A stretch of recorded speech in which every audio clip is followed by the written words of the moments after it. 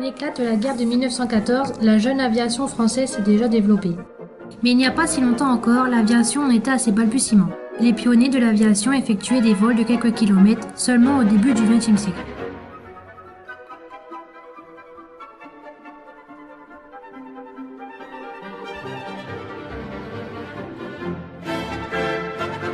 Blériot, en 1907, effectuait un bond de 8 mètres avec un engin de sa conception et un an plus tard traversait la Manche. Il obtient en 1910 le premier brevet de pilote. L'année 1912 est une période de transition. On améliora considérablement le matériel malgré la liste des tragédies qui s'allongeait. Les progrès s'accélèrent.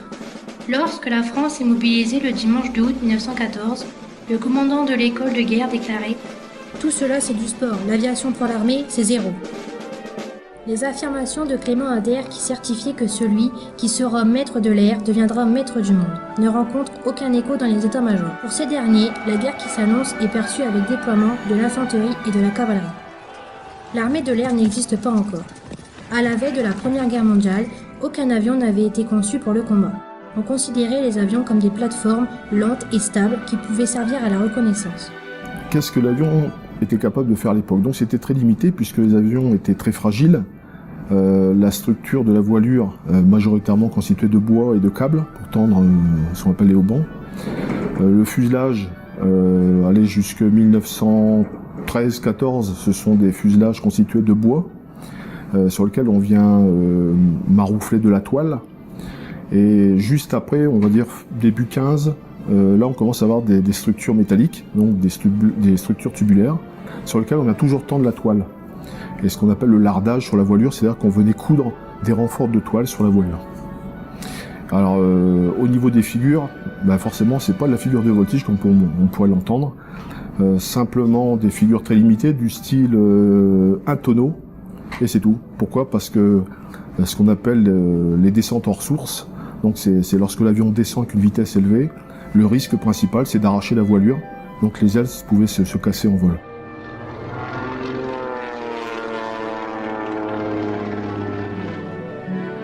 Au moment de la mobilisation, l'aéronautique militaire aligne 23 escadrilles représentant 132 avions d'une dizaine de types différents, parmi lesquels des Farman, des Voisins, des Caudron, des Blériot et des Desperdussins. Les Royaumes-Unis ne fait pas mieux, mais l'Allemagne dispose de près de 260 appareils. La première mission, c'est bien entendu la reconnaissance, avec un aspect stratégique. On observe les positions ennemies et on ramène des renseignements par des photographies ou par du renseignement à vue qui permettent au haut commandement de monter, d'élaborer une attaque ou bien de détecter éventuellement une offensive allemande. Les premières missions concernent la reconnaissance par photographie, puisqu'on commence à utiliser des appareils photo qui sont fixés sur le côté du fuselage. Ensuite, on commence à utiliser aussi l'aviation pour faire de la reconnaissance, mais plutôt au niveau logistique, pour arriver à régler tout ce qui est tir d'artillerie.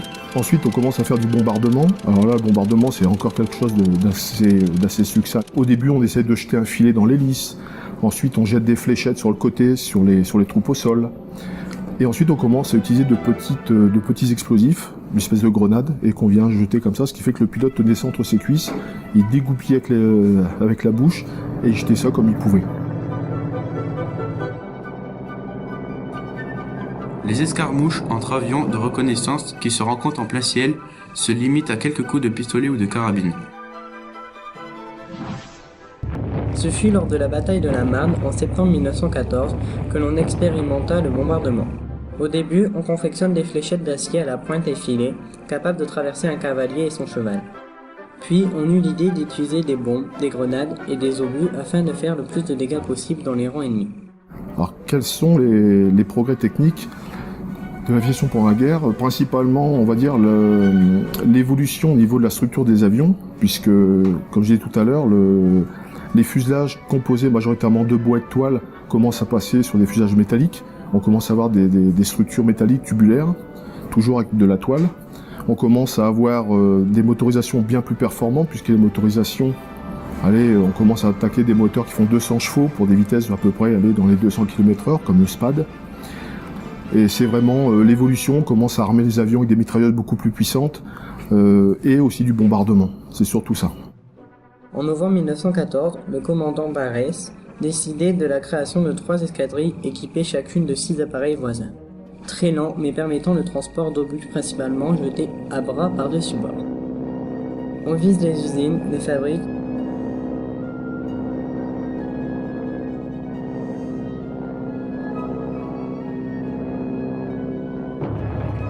peu à peu, en 1915, on place les bombes et les fusées sous les ailes ou le long du fuselage.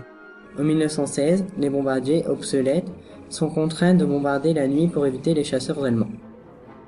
Les Français, Louis Breguet, conçoit alors un avion très performant avec une hélice à l'avant qui permet de bombarder le jour, le Breguet 14. Cet avion devait pouvoir tirer vers l'avant, transporter 300 à 400 kg de bombes et avoir des performances suffisantes pour être à l'abri de l'aviation ennemie.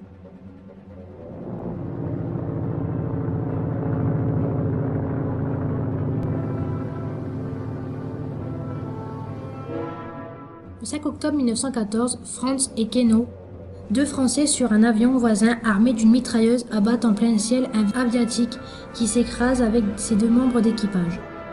La chasse était née. La mission des chasseurs était d'assurer la couverture des organes d'observation, de stopper toute incursion des avions ennemis et d'attaquer les troupes à terre.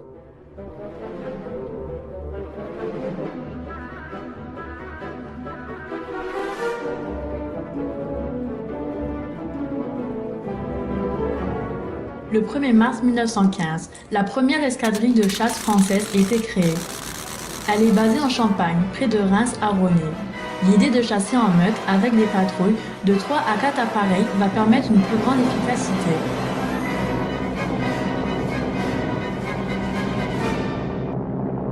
On équipe donc de plus en plus d'avions avec des mitrailleuses, seule arme capable de projeter rapidement des kilos de munitions vers l'ennemi, de sorte qu'au moins une balle le frappe. Il faut savoir donc que l'équipement interdisait l'utilisation du parachute pour deux raisons. La première, si l'avion était touché, on demandait à ne pas quitter l'avion, ce qui fait que le pilote devait soit rester à l'intérieur, soit de s'écraser ou de mourir carbonisé, puisque les avions avaient plutôt tendance à s'enflammer. Et puis deuxièmement, aussi, il faut savoir que les avions qui étaient relativement faibles ne pouvaient pas, étaient incapables d'avoir une charge utile importante, ce qui fait que le parachute qui a une certaine masse, ça faisait encore un poids supplémentaire dans l'avion.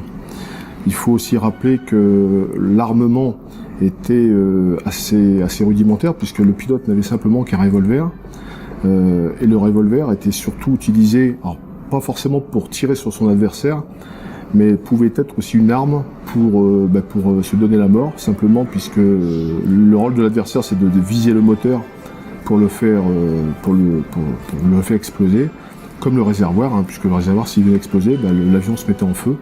Et le pilote malheureusement il n'a pas beaucoup d'issue, c'était soit le crash ou de mourir carbonisé, donc le revolver pour se suicider.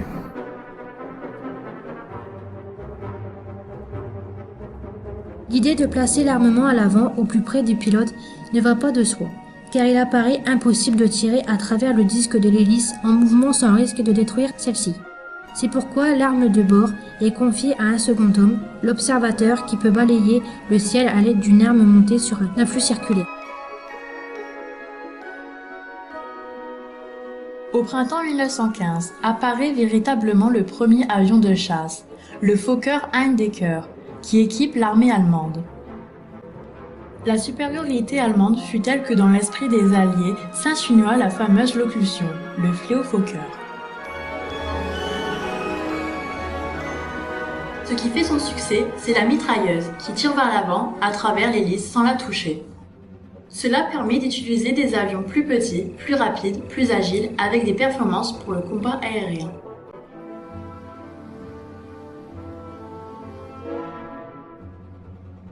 Il faut savoir qu'à l'époque, les pilotes d'avions n'étaient pas armés.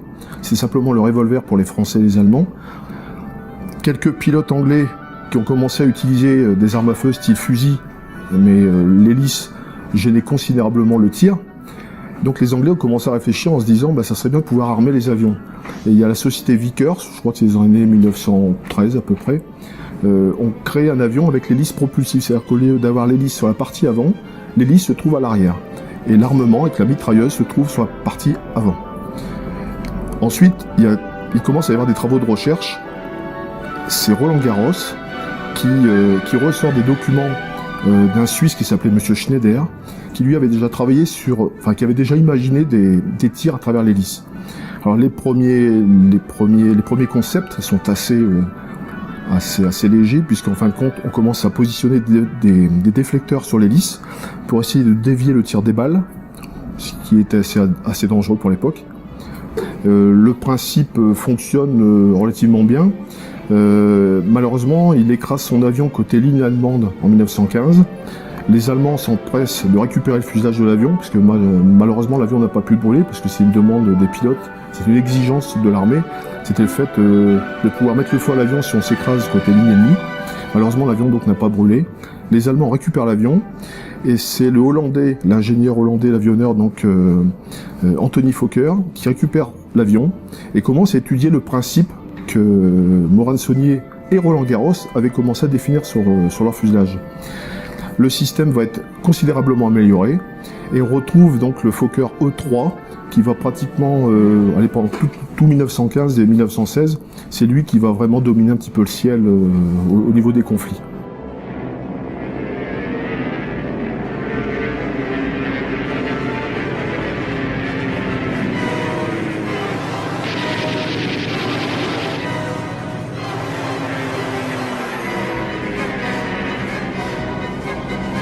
Après une année 1915 où ils ont été dominés par les chasseurs allemands Fokker, les Français introduisent en 1916 un nouvel avion pour retrouver la maîtrise de l'air, le Nieuport.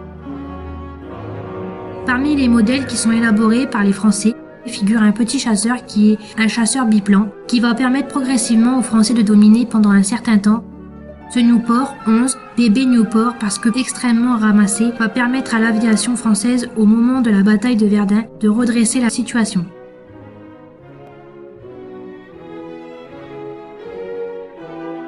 À bord des chasseurs Nieuport, des as français auront ainsi commencé à accumuler les victoires.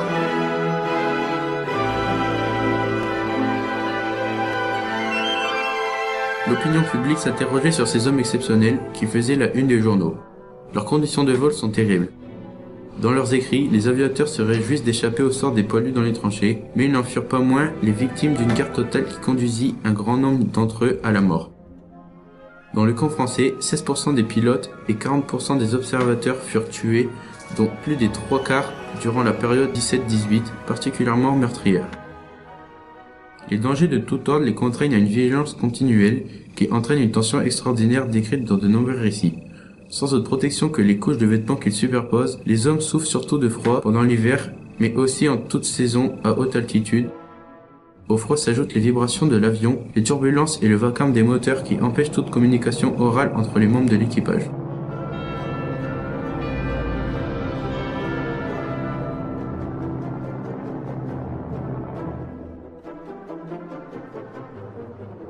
Les pilotes deviennent des héros nationaux adultés par la presse. On en dressait un portrait flatteur. Il faut être un as ou être en train de le devenir pour être un aviateur de combat.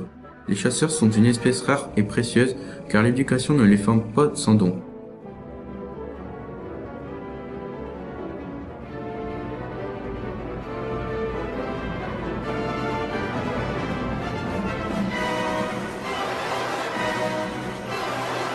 On devient un as après 5 victoires confirmées. C'est le cas du redoutable René Fonck, 75 victoires homologuées, du jeune Guillemer, 54 victoires, et du téméraire Ningesser, 41 victoires. Les Allemands ne sont pas en reste et comptent dans leur rang le plus grand as, le célèbre baron rouge Manfred von Richthofen, 80 victoires. Certaines unités regroupent les meilleurs pilotes comme le groupe de combat N12, la fameuse escadrille des cigognes. Ces hommes deviennent des figures de légende, ils servent la propagande et exaltent l'opinion publique qui oublie ainsi les milliers de morts des champs de bataille.